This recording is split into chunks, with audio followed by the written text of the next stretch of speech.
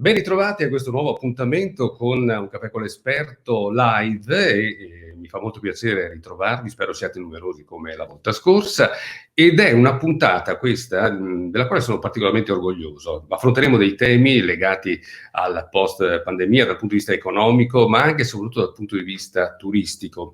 Avremo anche un ospite che ci racconterà che cosa accade dall'altra parte del mondo. E una cosa fondamentale che mi preme sottolineare è che poi questa puntata, per chi appunto non avesse l'opportunità di vederla in diretta Facebook, verrà postata anche su YouTube, quindi avrete modo di vederla anche direttamente su YouTube. Passo subito a presentare gli ospiti. Avremo come primo ospite Ilaria Biffarini, un'economista, una bocconiana redenta, così si è autodefinita, e poi scopriremo l'origine di questa curiosa definizione. Avremo Patty Durat-Cooper, che appunto ci parlerà non proprio dall'Australia, dove di solito risiede, ma insomma comunque dall'Atlantico, e ci racconterà un po' le vicende del suo paese, che è anche il suo paese, perché lei è anche di origine italiana, e ci racconterà come si sta sviluppando e come si sta realizzando il post-pandemia dopo la tragedia dell'incendio che ha devastato i loro territori, come voi tutti ricorderete. E poi avremo Sabrina Tallarico. Sabrina Tallarico che guida, come dire, il gruppo dei giornalisti italiani che si occupano di turismo e che quindi ci racconterà come si può ipotizzare la ripresa di questo comparto così importante per il nostro paese. E siamo in attesa di collegarci anche con Serenella Salomoni, abbiamo qualche piccolo inconveniente tecnico, ma che speriamo di superare. Io darei subito la parola a Ilaria Biffarini, che intanto saluto. Anzi, io vorrei salutare tutte le ospiti perché sono tutte collegate in questo momento. Ilaria Biffarini, grazie per aver accettato il nostro invito, cara Ilaria. Poi abbiamo Patty Durat-Cooper, benvenuta anche a te, Patty, e poi Sabrina Tallarico. Perfetto, bene, ci siamo praticamente tutti. Allora, cominciamo con Ilaria. Ilaria, io poco fa ti ho appunto presentato dicendo che tu sei una economista, una bocconiana redenta ma non pentita. Ecco, vogliamo spiegare questa cosa curiosa a chi ci sta seguendo? Sì, è un po' il mio nome d'arte in un certo senso, perché prende nome dal mio primo libro che è stato Neoliberismo e manipolazione di massa, storia di una bocconiana redenta, proprio per mettere in evidenza il mio scostamento da quella che è stata la mia formazione universitaria, ovvero mi sono laureata in economia in quello che è l'Ateneo per antonomasia in Italia, da dove poi provengono gran parte delle menti e degli attori che muovono un po' le trame dell'economia nazionale, ossia l'Università Bocconi di Milano. E redenta significa, richiamando un linguaggio religioso, essersi liberata da quella che è una costrizione mentale, cioè una costrizione di tipo ideologico. Nella fattispecie è la dottrina neoliberista di cui sono portatori tutti coloro che escono da questa università, ma non solo, proprio è l'economia come viene insegnata oggigiorno, cioè ripete sempre uno stesso decalogo che è sempre uguale, sempre le stesse regole, sempre inefficaci, ma che fanno molta presa sull'opinione pubblica. Quindi redenta perché mi sono liberata, ma non pentita, perché comunque io non mi pento mai dello studio, che anzi è ciò che ci rende in grado poi di comprendere la realtà e anche la manipolazione con la quale viene architettato poi tutto il piano sociale ed economico. Ecco, tu accennavi, Ilaria, a questo decalogo che poi si ripete sempre lo stesso. Gli economisti spesso vantano, come dire, la stessa percentuale di riuscita degli astrologi, cioè molto spesso non ci azzeccano proprio. E tu pensi che questa pandemia, no, che ha praticamente rovesciato il tavolo di tutte le discipline, persino la disciplina sanitaria, scientifica, no? Tu hai avuto modo di vedere in questi giorni come spesso si contraddicono tra di loro, no? Eminenti ed illustri esperti nel mondo scientifico. Ebbene, questa pandemia ha rovesciato il tavolo, secondo te, anche di quelli che sono i criteri economici, del modo di approcciare la materia da parte dei tuoi colleghi?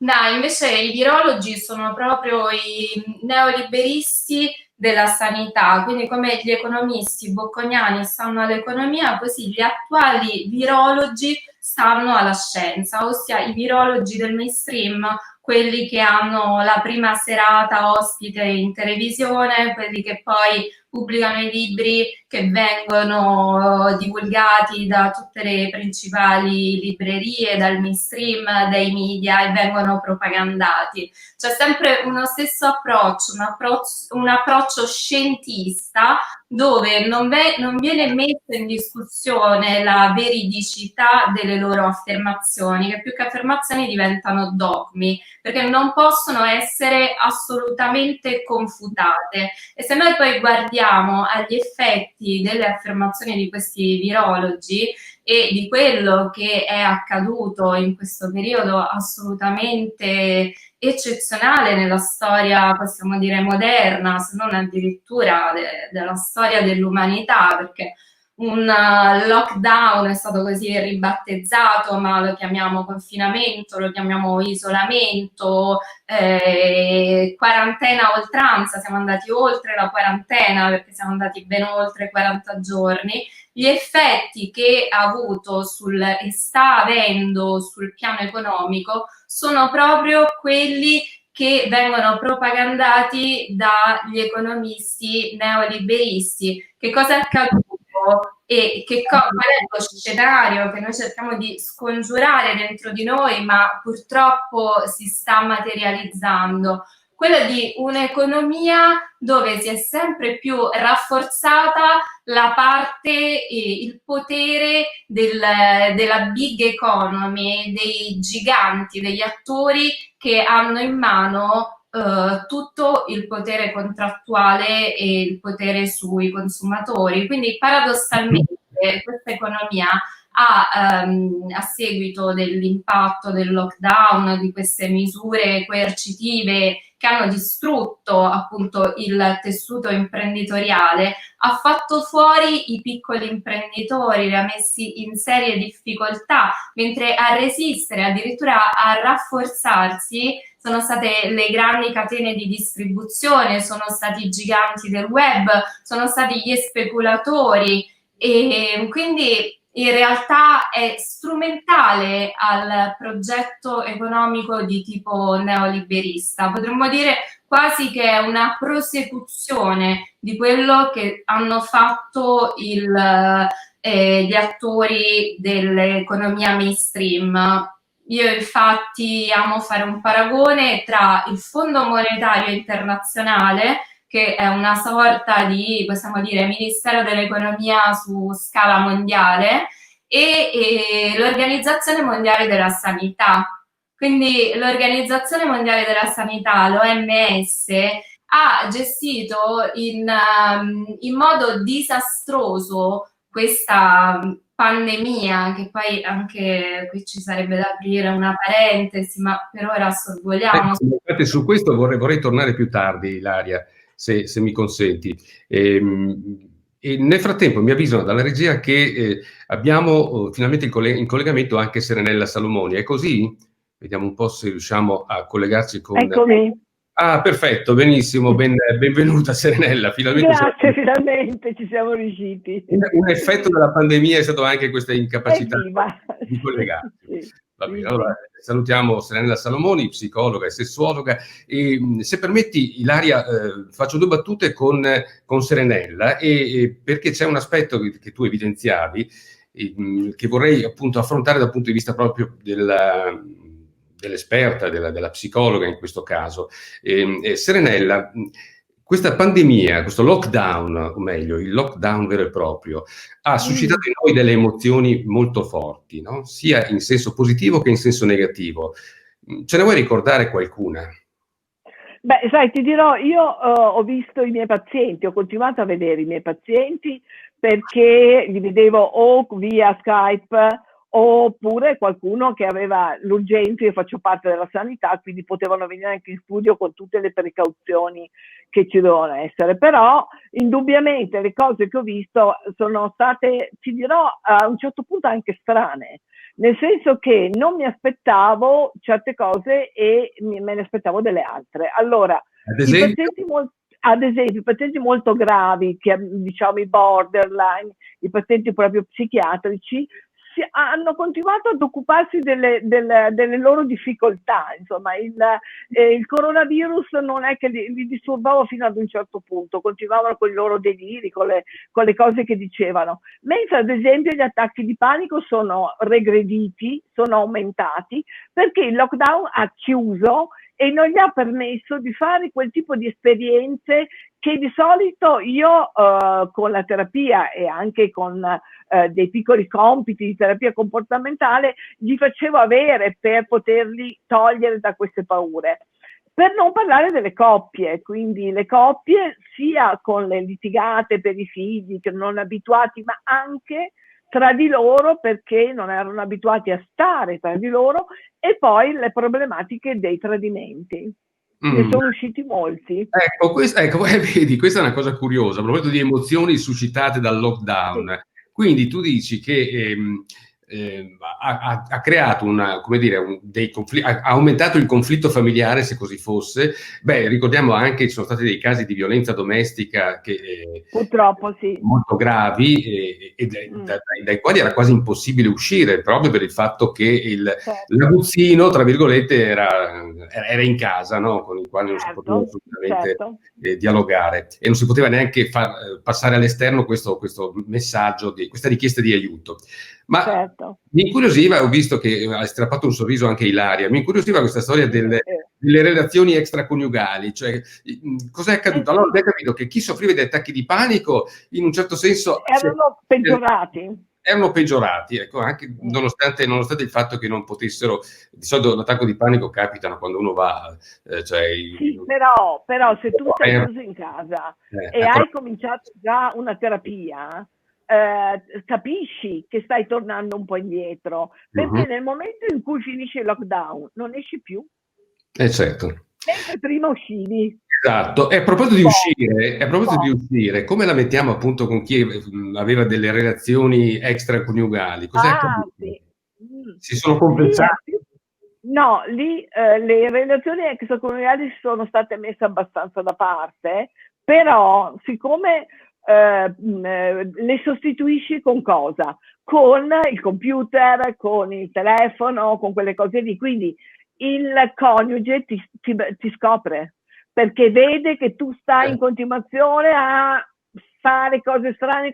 Mi dicono, ma sai, era sempre lì col telefono, era sempre lì che guardava il telefono, poi sono andata a vedere anch'io, o sono andato a vedere anch'io, e lì ho scoperto, ma ti dirò che, cose abbastanza pesanti, nel senso di persone che hanno dovuto continuare a restare insieme, pur sapendo che avrebbero fatto chissà quale scenata, ma si sarebbero anche dovuti dividere. In quel momento erano obbligati invece a stare insieme.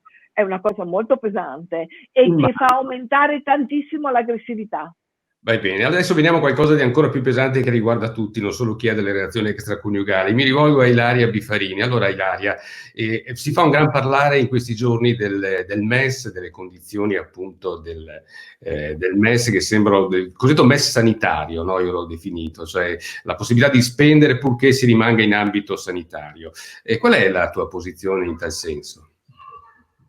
Il MES è stato criticato, osteggiato per lungo tempo da parte dell'ex governo, il governo giallo-verde, e dalla fazione che ancora fa parte di questo governo, cioè dai 5 Stelle. Quindi sembra davvero assurdo che poi alla fine si arrivi ad accettare questo nuovo indebitamento, perché poi in che cosa consiste il MES? In un prestito concesso da parte dell'Europa in cambio del rispetto di alcune condizionalità. Si è infatti detto a lungo no, ma sarebbe un prestito senza condizionalità, di fatto non lo è. Tutti i prestiti che vengono concessi da parte dell'Europa poi presentano dei parametri, delle condizioni da rispettare. Nella fattispecie poi parliamo di un fondo che sarebbe destinato unicamente all'ambito sanitario, quando in realtà noi avremmo bisogno di dare un grosso supporto all'economia reale, quindi per quanto riguarda le imprese. Le imprese hanno perso e perderanno centinaia di miliardi di euro a causa di questa assurda gestione di un'emergenza che ci siamo trovati ad affrontare.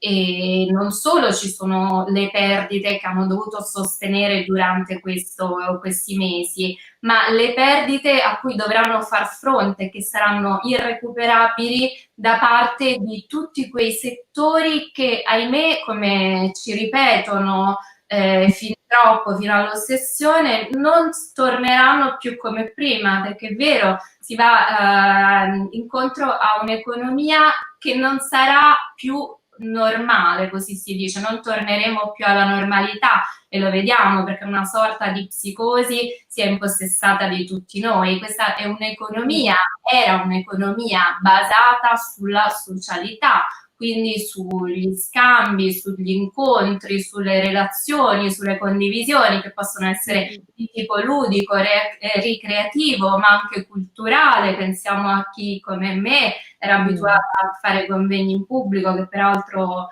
amo molto di più il contatto col pubblico che con la telecamera, c'è comunque un altro rapporto che si instaura direttamente con le persone e c'è un contatto diretto, quindi pensiamo anche alla cultura, all'industria, al settore dello spettacolo, dello sport, del benessere, quindi è come se improvvisamente si volesse scardinare questo tipo di economia, ma per sostituirla con qualcosa che è di gran lunga peggiore, perché non si tratta di uscire dal neoliberismo iperconsumista per essere traghettati in un nuovo mondo dove ci sarà comunque una realtà più a misura d'uomo, in cui il cittadino si potrà sentire più realizzato. No, assolutamente. Ci troveremo in una maggiore alienazione dove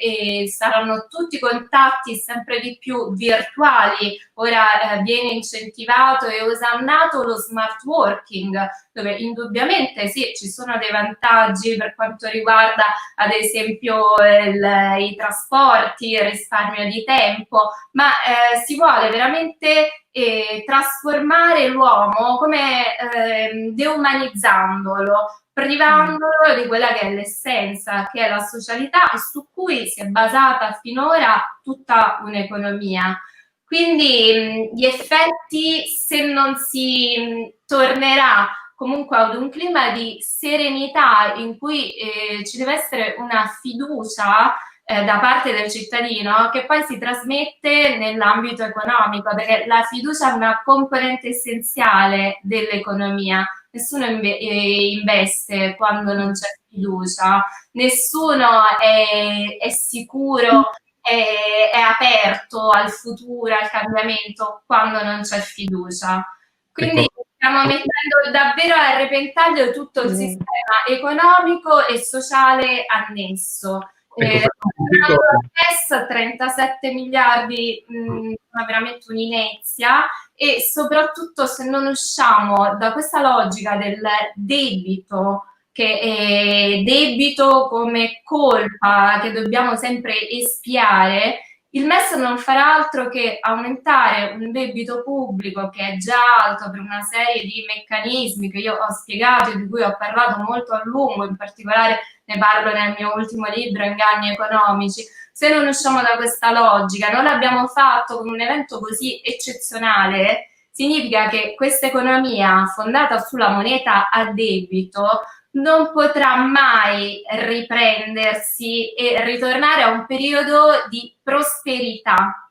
Ecco, scusami Ilaria, c'è una disciplina economica che si chiama economia comportamentale, dove c'è addirittura una valenza che riguarda quasi l'aspetto psicologico. Mi rivolgo a Serenella Salomoni. Proprio oggi vedevo un sondaggio dove in buona sostanza si chiedeva agli italiani se erano disposti a tornare a spendere come prima del lockdown, prima della pandemia, e molti di loro, anche quelli che tutto sommato non sono stati toccati in maniera, adesso sto pensando alle partite IVA per dire, ma chi invece non ha avuto questo tipo di problema, chi ha uno stipendio, uno statale, o comunque è in una posizione, diciamo, privilegiata, ha deciso comunque di essere cauto. Allora, quindi, da una parte sono quelli che non li hanno i quattrini e non li spenderanno, dall'altra chi li ha paura di spenderli e quindi non li spenderà. Di conseguenza si crea un circolo vizioso dove tutti quanti ci rimetteremo. Questa paura e questo trattenere, no? Anche la voglia appunto di spendere, la possibilità di spendere, secondo te è un sentimento che è del momento, tipo shock post-traumatico, o è una cosa che ci trascineremo per diverso tempo?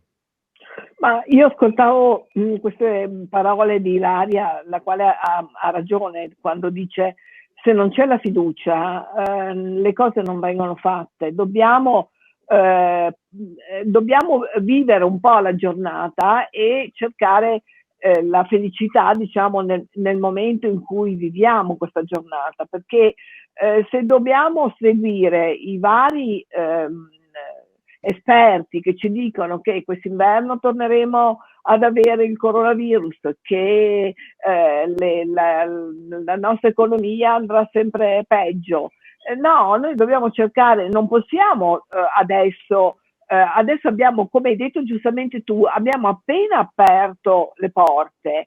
È chiaro che le persone hanno paura. Quando io ho un paziente che ha degli attacchi di panico, se mi dice io in quella strada non ci vado perché lì ho avuto il primo attacco di panico, io piano piano faccio sì che a piccoli passi torni dove ha avuto questa grande paura, perché le paure noi le facciamo molto più grandi di quelle che sono in realtà. Quindi solo affrontando le paure vediamo che poi in effetti non sono così grandi. Io sento persone che fanno fatica ad andare in autobus, fanno fatica ad uscire perché hanno paura. Quindi è logico che hanno anche paura a andare la mattina come prima a prendere il caffè, ma forse è meglio che quell'euro lo risparmio. No, dobbiamo piano piano ricominciare, dobbiamo proprio forzare la situazione, chiaramente cominciando da piccole cose, non è che uno deve uscire e andare a comprare chissà che cosa, però cercare di ritornare a godere di quelle piccole cose delle quali prima godevamo, andare a mangiare una pizza e non farcela portare a casa, ritrovarci con gli amici. Io ho fatto una riunione con le amiche sabato scorso, con le amiche e colleghe, eravamo in 6, ci siamo messi in giardino a una giusta distanza e abbiamo fatto la nostra riunione di lavoro. Cioè, intendo dire, non è che debba essere ora, chiaramente il lavoro fatto finora, lo smart working è servito. Ti dirò che ad esempio a certi miei pazienti è servito perché avevano un rapporto di coppia a distanza, si sono ritrovati che uno dei due faceva lo smart working a casa dell'altro, per cui hanno avuto una specie di vacanza, chiamiamola così, comprensiva anche di lavoro, ma anche nel loro rapporto, cioè ha contribuito a far sì che il loro rapporto funzionasse meglio e loro fossero più contenti. Cioè, quindi tu vuoi dire che, scusami, la distanza ha favorito il rapporto, ho capito male? Sì, no, è così, perché allora uno dei due è andato a stare nella casa dell'altro, se no okay, con il lockdown si sarebbero visti più, capisci? Quindi sono andati quindi si sono ritrovati a casa l'uno dell'altro Poi hanno avuto lo smart working, quindi non hanno avuto bisogno di uscire. Con lo smart working questa cosa è aumentata, perché non si sono limitati a poco tempo, ma a un bel po' di tempo. Ti parlo ad esempio di pazienti che stavano in 2 città diverse, quindi sono stati insieme ed erano molto contenti, devo dire. Allora, ti faccio una domanda e una risposta brevissima, così poi dopo entriamo nel dettaglio del famoso e famigerato Recovery Fund con Ilaria.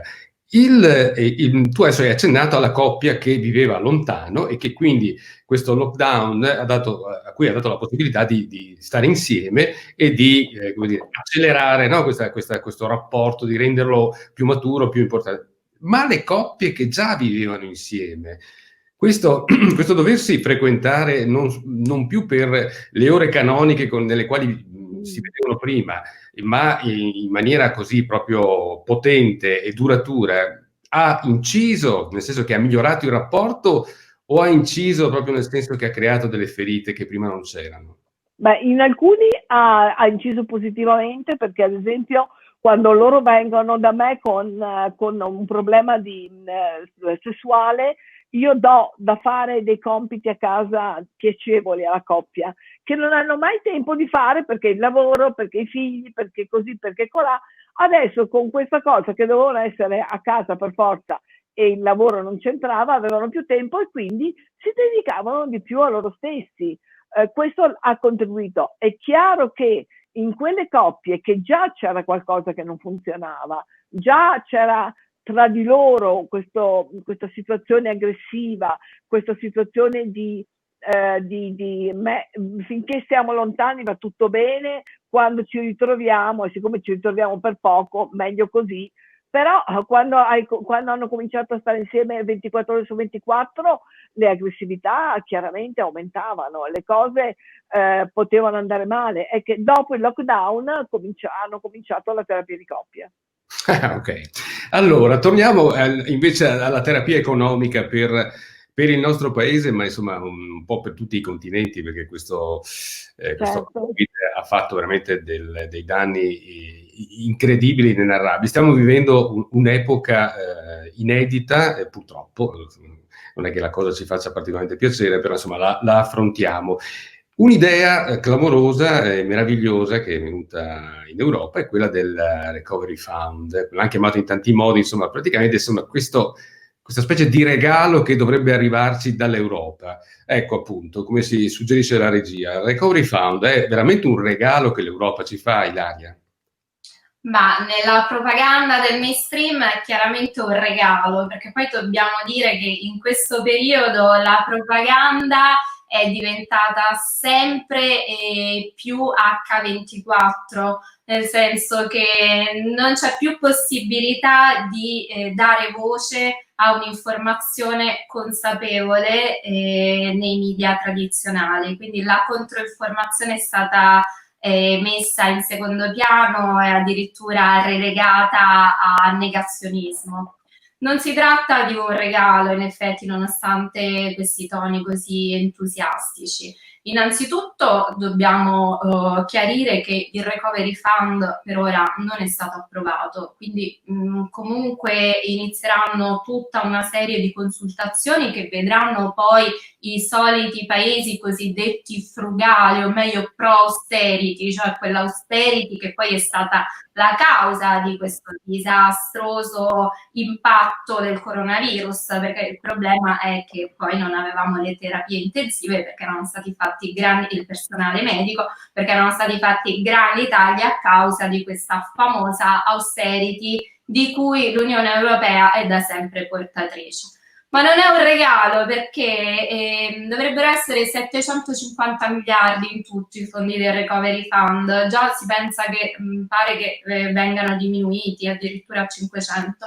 Comunque la proporzione è 2/3 a cosiddetto fondo perduto e 1/3 a prestito. Nel caso dell'Italia, invece, che ci è stato detto è il paese che avrebbe più contributi da parte del Recovery Fund, la proporzione cambia radicalmente, perché sarebbero 81 a fondo perduto, tra virgolette, poi dico perché, e 91 a 92 a prestito. Quindi quasi siamo 45-55% e non più un terzo, 2/3. Quindi prendiamo di nuovo un grande fondo, un grande contributo a prestito che dovremo restituire e che si sommerà a quel debito pubblico che per forza di cose esploderà ulteriormente, perché il debito pubblico nel nostro caso è già parte di una situazione particolarmente grave rispetto ai parametri richiesti. Bene, questa signora meravigliosa che ci guarda e ci osserva, ed è la signora Ursula. Io direi, se possiamo far vedere anche la copertina del libro di Ilaria Biffarini, Inganni economici, così ricordiamo anche questa l'ultima fatica appunto di Ilaria, e poi passerei, intanto ti faccio una domanda: tu ti puoi fermare con noi, Ilaria, ancora un po', oppure ci devi salutare? Sì, posso fermare, però ecco, volevo un attimo concludere perché è fare chiarezza di questi poi soldi a fondo perduto. In realtà non sono a fondo perduto perché derivano dal contributo che ogni Stato membro dà al bilancio europeo, quindi non sono soldi creati dal nulla, per cui secondo i calcoli il saldo netto dei soldi realmente a fondo perduto, cioè che non dovremo restituire, sarà di questi 81, sarà di 20 miliardi, nelle ipotesi migliori 30, da spendere in tot anni, quindi dilazionato nel tempo, e secondo alcune prescrizioni che ci verranno imposte. Quindi, per farla breve, poi ovviamente qui ci sarebbe da fare una puntata intera, no?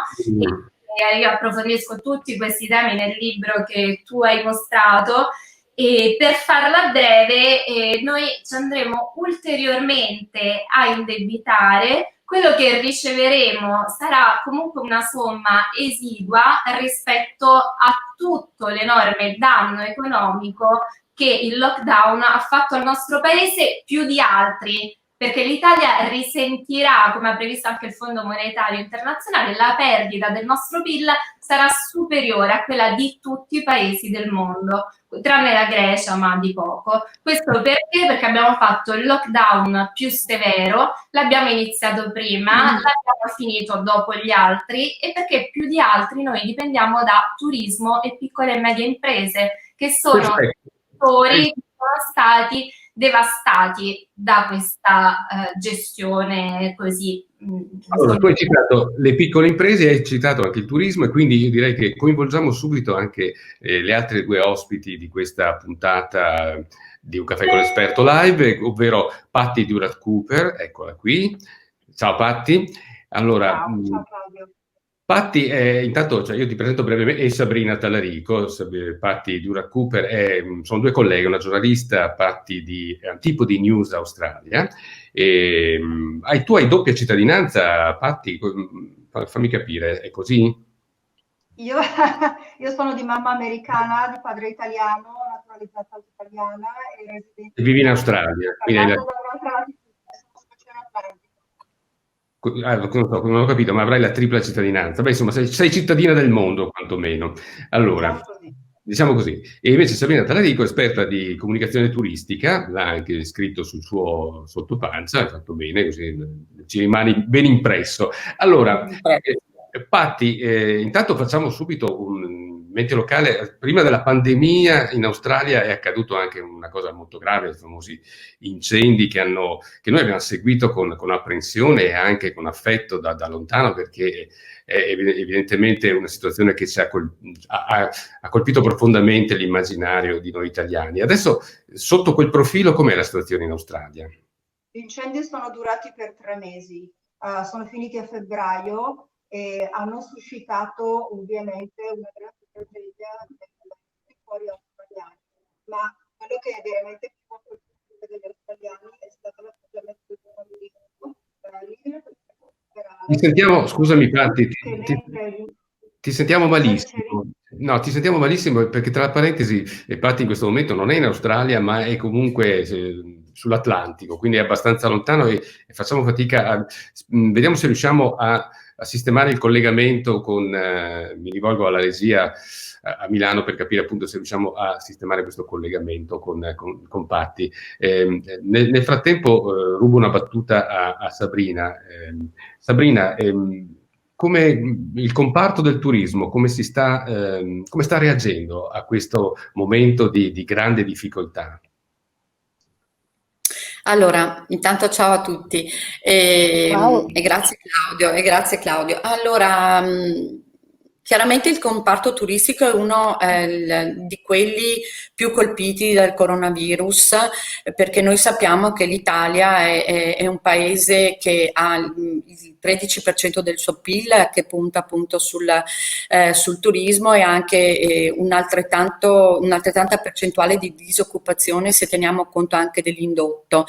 E quindi è chiaro che l'industria, tra l'altro l'industria turistica è una delle industrie che andava meglio negli ultimi anni in tutto il mondo, segnava dati positivi da almeno un decennio e particolarmente in Italia. È chiaro che il turismo è messo in ginocchio. Ora c'è questa ripartenza, che però è una ripartenza con molte incognite.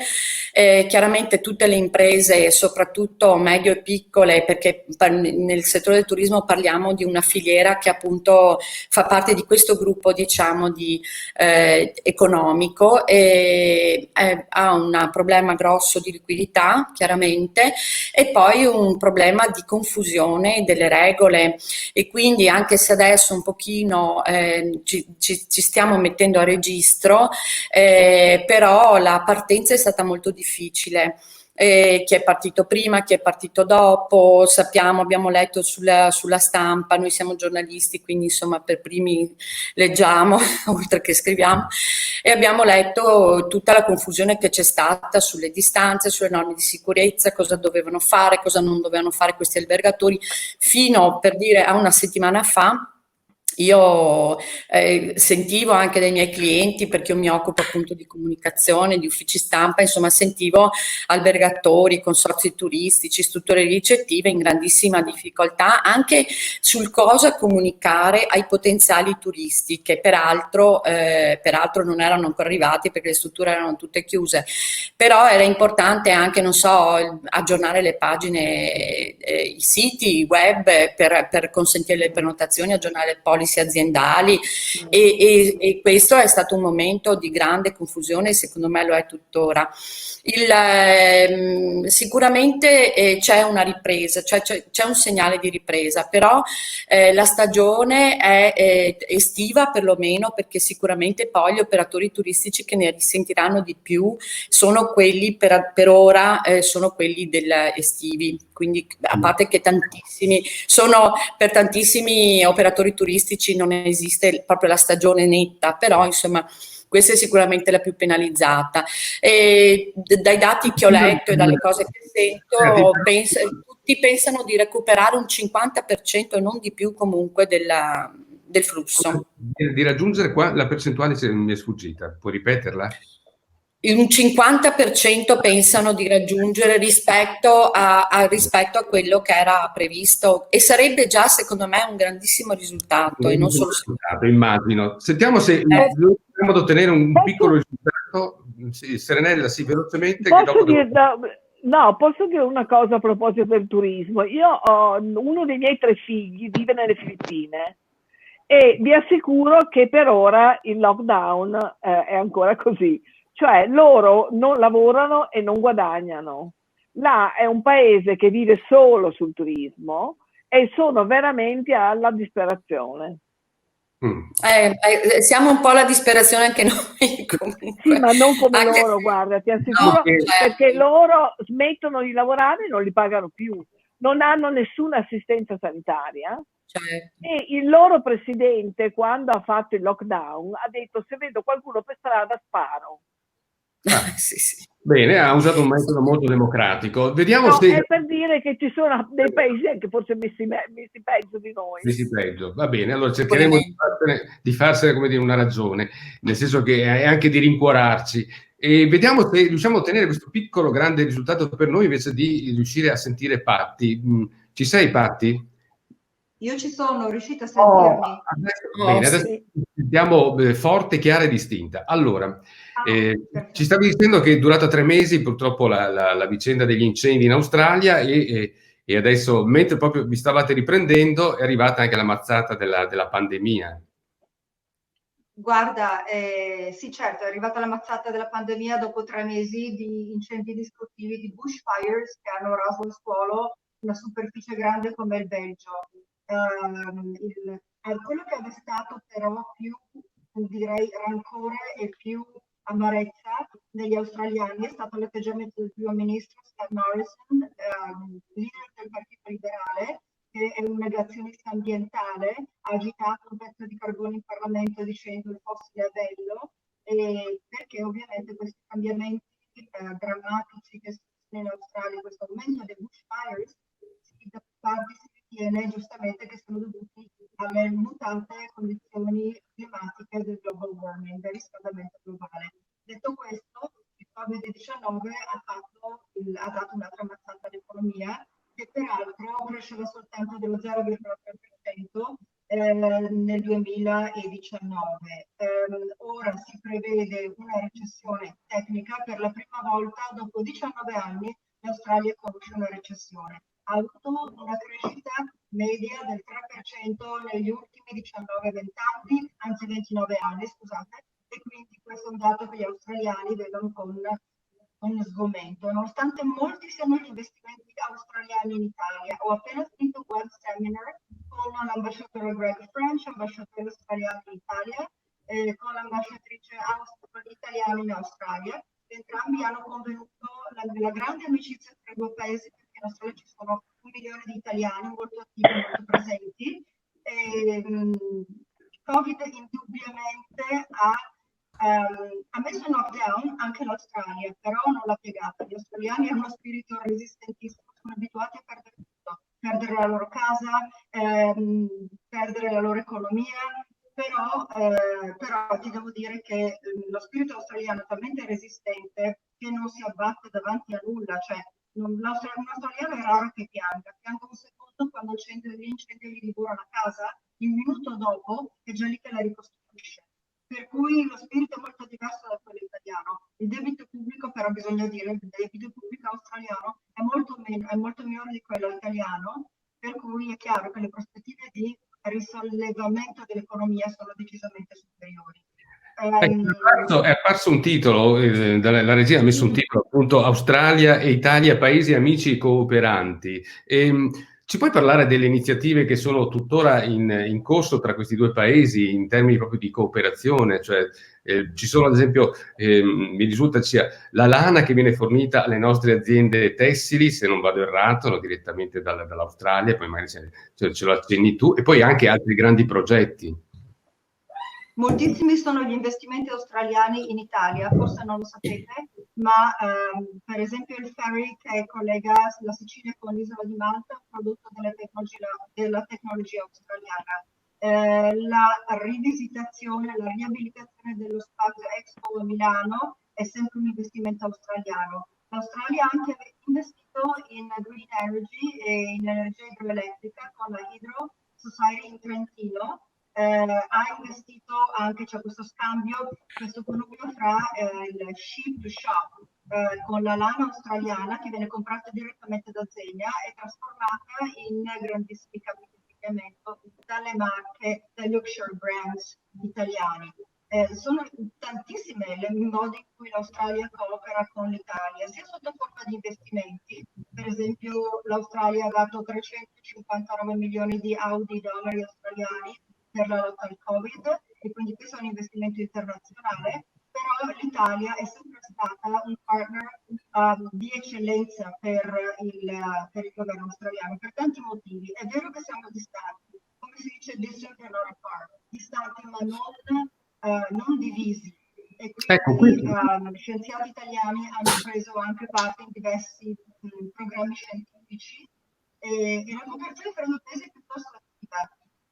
Devo dire che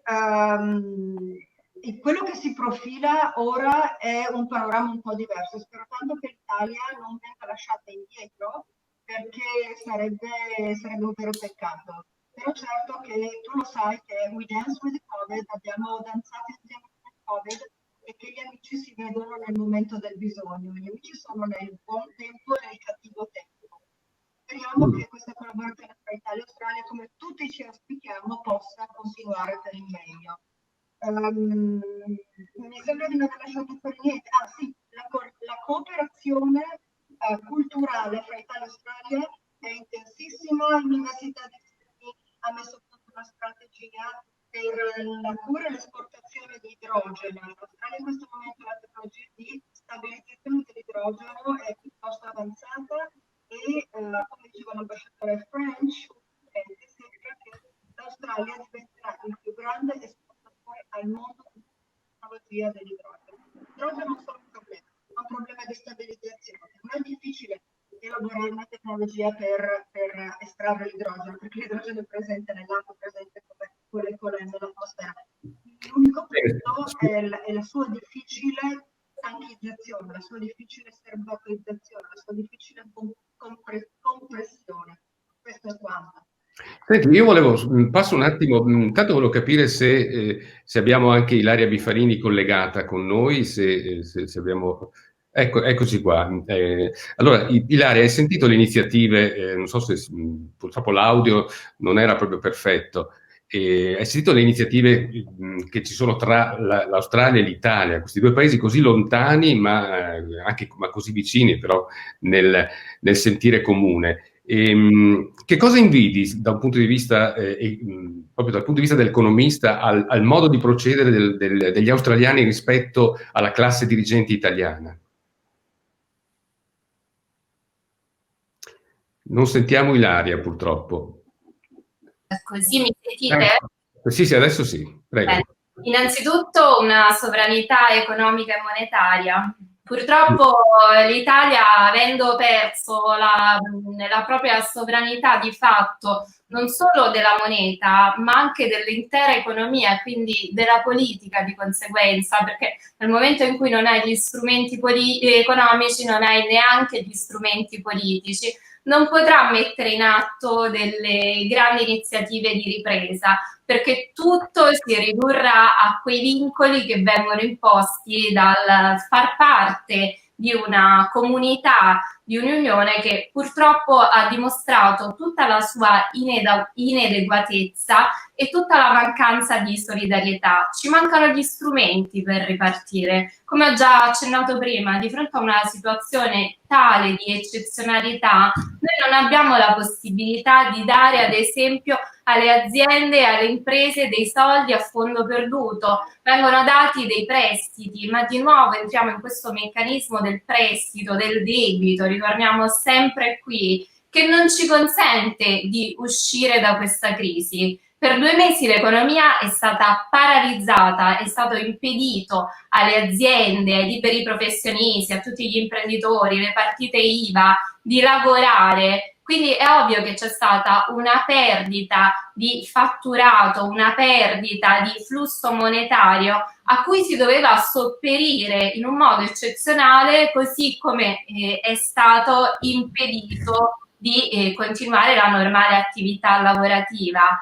Quindi come possiamo pretendere che delle aziende che sono rimaste senza entrate, senza fatturato, con comunque delle spese fisse, perché questo si dimentica, che quando l'azienda, l'imprenditore, il piccolo commerciante non lavora, comunque non è come il dipendente pubblico che continua a percepire un reddito, il pensionato o anche l'azienda attraverso la cassa integrazione, ma il libero imprenditore deve comunque far fronte a delle spese fisse, come possono essere le utenze, il canone di affitto, i dipendenti, e quindi è impossibile che così possano riprendersi, recuperare il danno subito in termini di mancanza di flussi di cassa, quindi di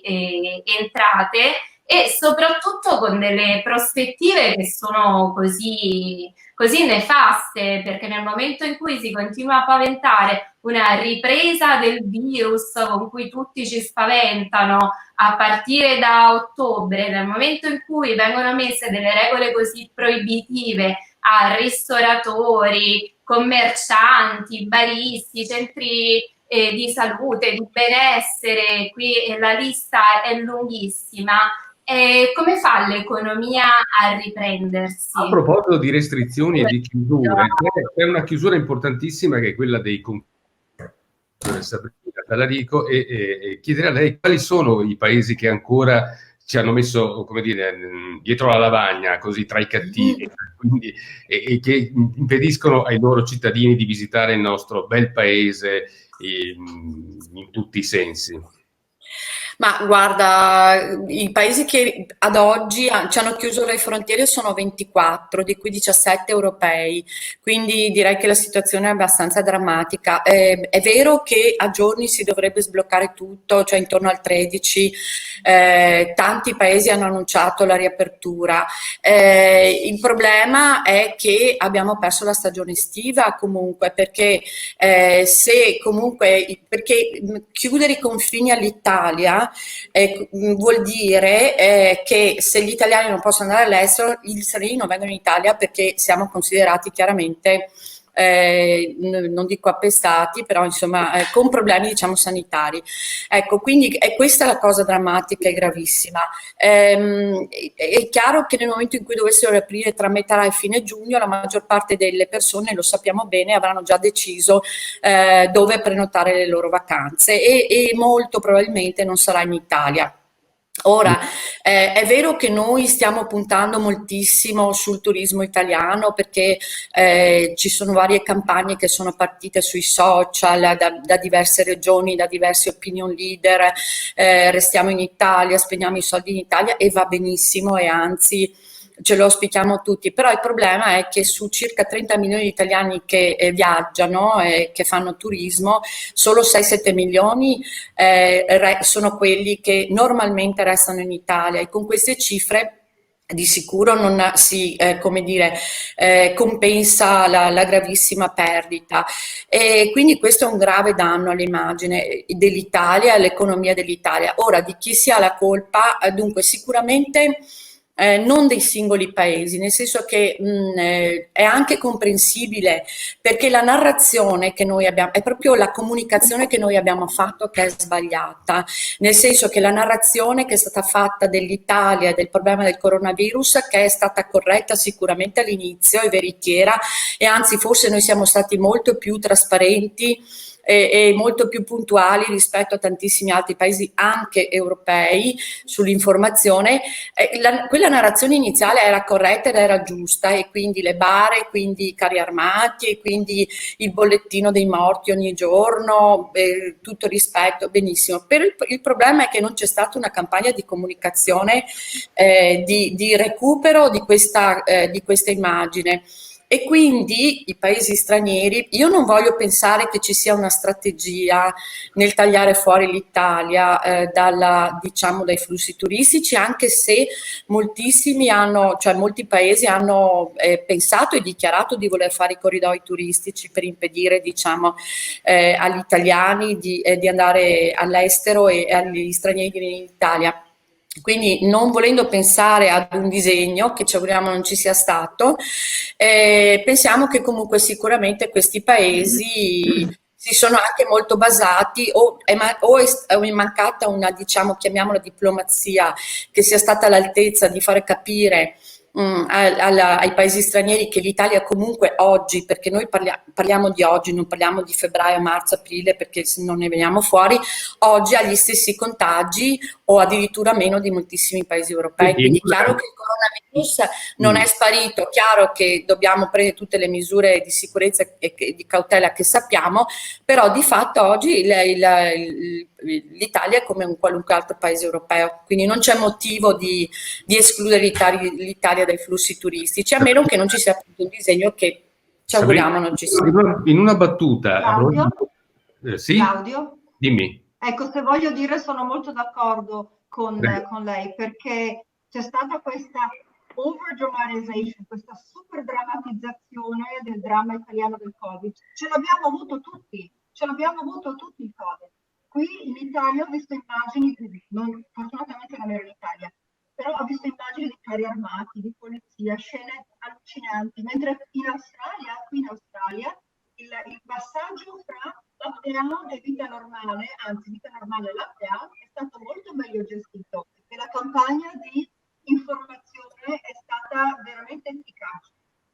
Diciamo, Ecco, quello che non è stato all'altezza è stato Morrison, che è il primo ministro, ma non importa, perché poi il resto della popolazione, quando vedevo la polizia, non c'era un atteggiamento di paura o di aggressività della polizia nei confronti del cittadino per magari un mancato rispetto delle regole. Tutti hanno rispettato le regole, tutti con la mascherina, tutti social distancing, però la polizia parlava, sorrideva, non c'è stato quel dramma del tutto italiano, spaghetti, mandolino, fuori mano, eccetera, immagini drammatiche.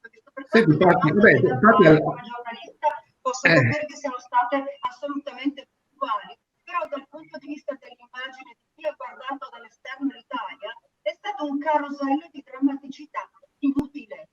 Tenetevele per voi l'immagine delle ambulanze che portano via centinaia e centinaia. Sentiamo cosa pensa. Ma questo poi in un futuro ha fatto il bene turistico, economico, di sviluppo dell'Italia? Questa è la domanda. Io sapevo con quattro donne oggi avrei parlato pochissimo.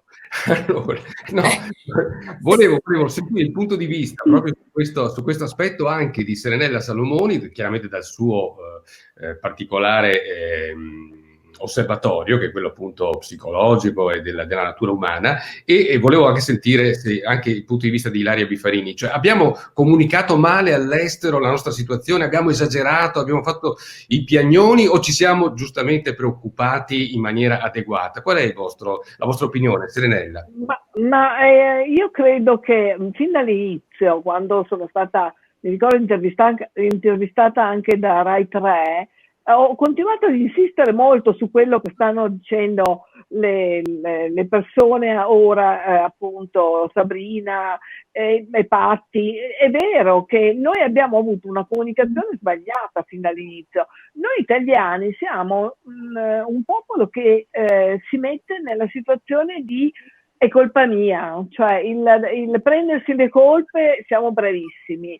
Riuscire ad avere un po' più di autostima per dire ma stiamo facendo delle cose anche giuste, belle, anche quello facciamo fatica. Quindi all'inizio indubbiamente c'è stata questa cosa terribile. Io lo dicevo, le persone non devono stare davanti alla televisione dalla mattina alla sera a guardare ogni momento quello che veniva presentato, perché c'erano anche altre cose da vedere. Quindi siamo un po' anche noi che chiusi in casa, la paura ci portava ad aumentare la paura. Adesso, come dico, dobbiamo cercare di avere un pochino più di speranza, un pochino più di pensiero positivo, perché le cose stanno andando avanti a fatica. Anche quello che diceva Sabrina sul fatto del turismo, ad esempio io ho sentito un'intervista di un albergatore che non mi ricordo come si chiama, l'albergo di Jesolo, io ho uno studio anche a Jesolo, che lo chiamano l'albergo dei tedeschi, e lui diceva proprio, mi pare al TG3, che era contento perché avevano cominciato a fargli molte prenotazioni dalla Germania. Quindi intendo dire, se noi abbiamo un po' di pazienza e non ci flagelliamo, forse le cose magari vanno avanti anche bene. Chiudiamo brevemente questo giro su questo tema, che ho visto che ha acceso l'attenzione delle partecipanti. Ilaria, invece tu... Sono assolutamente d'accordo con Patti e Sabrina. C'è stata un'esasperazione, un sensazionalismo che è stato cavalcato sia dai media che dalla politica, e a mio parere c'è stata una grande irresponsabilità da parte della classe politica, perché è supportata appunto dai media che hanno speculato su questa ondata di paura. Il cittadino ne è stato travolto. Io personalmente, che seguo chiaramente tutti gli aspetti economici, sociali, politici, per un periodo ho evitato di accendere la televisione perché non si vedeva d'altro, si vedevano sempre questi virologi assurti a guru, a superstar, che non facevano altro che alimentare la paura. Quindi questo ha avuto delle ripercussioni dal punto di vista psicologico e umano devastanti, ma l'economia, ripeto, non è fatta di automi, quindi ora sì, siamo tutti positivi, cerchiamo di metterci ottimismo, di riprenderci, ma se non si divulga, non si diffonde un po' di serenità, di ottimismo e continuiamo ancora ad essere sopraffatti da questo clima di terrore, per cui c'è la continua minaccia che questo virus potrebbe ricomparire, di nuovo virologi a tutte le ore in televisione. L'economia, ripeto, si basa sulla fiducia e anche i turisti sono più che legittimati, i turisti stranieri, ad avere qualche remora. Sabrina, Sì. allora, secondo te, ad esempio, il nostro primo ambasciatore dell'Italia all'estero, cioè il ministro degli esteri, secondo te sta comunicando bene? Hai un'altra domanda? No, nel senso che Claudio evidentemente no, ma non è solo lui, cioè nel senso che lui è chiaramente come ministro degli esteri ha una responsabilità enorme. Il fatto che sia volato il 9 giugno in Grecia è significativo, però direi che è anche molto tardivo. Il problema qua è che noi dobbiamo capovolgere questo metodo, diciamo, di fare informazione e dobbiamo adesso comunicare come sta facendo l'Umbria, che è partita con una bellissima campagna Umbria bella e sicura, però è una regione italiana, non è l'Italia. Noi dobbiamo partire con una campagna di comunicazione forte, di informazione e comunicazione Italia bella e sicura. Lo devono fare prima di tutto le nostre istituzioni, quindi la regia mi manda due tweet a proposito, abbiamo parlato di Di Maio, no? Sì. Sì. Qui vediamo Di Maio che è appena atterrato a Lubiana in Slovenia e poi dice sono in Grecia, però la foto è la stessa fondamentalmente. Ecco, qui sì, la foto è la stessa. Lì sì, esatto, qualcuno ha detto ma può essere l'aeroporto di partenza, non quello di arrivo, ma al di là di questo, sì, questa è una, diciamo, è una chicca, una delle tante, nel senso che l'informazione è davvero a questi livelli è importantissima e dovrebbe essere veramente molto molto mirata, diciamo. E io credo che l'Italia a me piacerebbe, dopo aver visto appunto i carri armati morti, le bare eccetera, mi piacerebbe adesso vedere, e non lo vedo purtroppo ancora oggi, una informazione quotidiana sui TG, sui principali organi di informazione, che ogni giorno ci dica quanti guariti, quante persone stanno bene, che ci facesse vedere le sale di rianimazione vuoti, i reparti di rianimazione vuoti, che ci facesse parlare, no? Io ti devo interrompere, scusami Sabrina, perché purtroppo il tempo è tiranno, e quindi però ti prometto che ti reinvito in un'altra occasione, perché il turismo parleremo per forza di cose ancora a lungo, di turismo e della ripresa. Saluto le mie gentilissime e preparatissime ospiti, lo faccio in ordine proprio di apparizione, comincio in alto dalla sinistra, da psicologa e sessuologa Sernella Salomoni, ringrazio la giornalista di Antipodi News Australia Patti Durack-Cooper, ringrazio Sabrina Talarico, esperta in comunicazione turistica, e ringrazio l'economista bocconiana redenta Ilaria Bifarini, che anche lei è reinvitata prossimamente, perché dovremo tornare su questo Recovery Fund e far capire esattamente, magari con qualche tabella, dove sta l'inghippo. Grazie a tutte voi, care gentili signore, e grazie a chi ci ha seguito. Appuntamento alla prossima giovedì prossimo, sempre dalle 18 alle 19.